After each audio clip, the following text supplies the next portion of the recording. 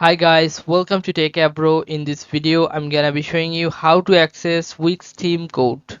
So the short answer is there is no option available to access Wix theme code, so you cannot do this, but you can embed a code, HTML code. I'm showing how. Go to your Wix editor page, then you have to click on plus icon, add elements. Now scroll down and you'll find here embed code. Click on this embed code and then you'll find here three things: embed HTML, embed a site, and custom code. If you want to embed a code, you can click on this embed HTML. Just click on this and you can make your position according to your need. Then you'll find here two options: what do you want to add, website address or code. So if you want to add code, click on code and you have to write here the code. Okay, after that you have to click on this update option.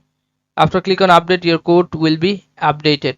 So this is how you can do this, guys. If you find this video helpful, then please give a thumbs up and don't forget to subscribe the channel. Thank you so much for watching the video.